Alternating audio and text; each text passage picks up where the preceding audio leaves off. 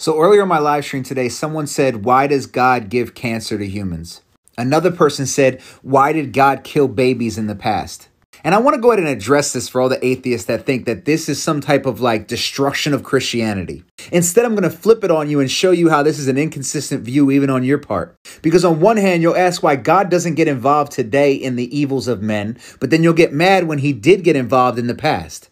You see, if you understood the flood, after the flood, God put a rainbow in the sky as a covenant saying he will not do that again. He will not enact his vengeance on the entire world again until the end of days. So some people will look at that and say, that's not fair. Why did God punish people and kill people? But then in the same breath say, where's God at today? Why isn't God doing X, Y, and Z today? And then they'll say, why are kids starving today? I ask you, why are kids starving today? I ask you, why is there cancer today? God gave you the world perfect, but it was sin that led to everything else. Well, why did God create sin? God didn't create sin. God gave us a law. When we choose to break his law, we sin. God's law is the guardrail. You jump over the guardrail and then get mad when you fall to your doom and blame God for letting you fall to your doom. Why do kids have cancer today? I don't know. Why were companies so greedy that they bypassed all safety measures and put things in our food and put things in our cooking utensils? And cooking ware like Teflon. Why did men do that? Why do men covet all the money in the world and not share it with those in need? Why do we have more food in America that we throw away daily, but people don't have food in other countries? It sounds like if we followed the 10 commandments of not coveting and not being greedy, then we would not have an issue here.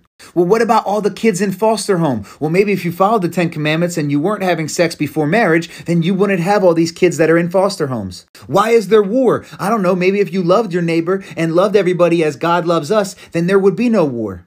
It's almost funny, like people are mad at God for them making the mistake of not listening to his advice. You see, people aren't mad at God for not being God. People are mad at God for not giving them all the benefits of God and none of the accountability. People don't want God to be God. People want God to be a magic genie.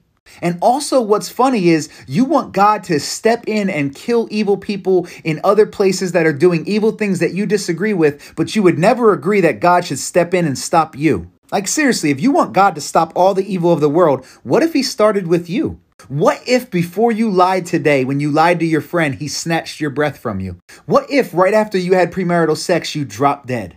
What if when you were greedy, you died on the spot? You see, you want God to stop the evil that you recognize, but you don't want God to stop you. You want God to be patient with you. You don't want God to be patient with anyone else, though. And every one of you on that day of judgment is going to stand there and beg him for forgiveness, saying, I didn't know. I didn't know. And he's going to look at you and say, yes, you did. You rejected it. You suppressed the truth. You have no excuse.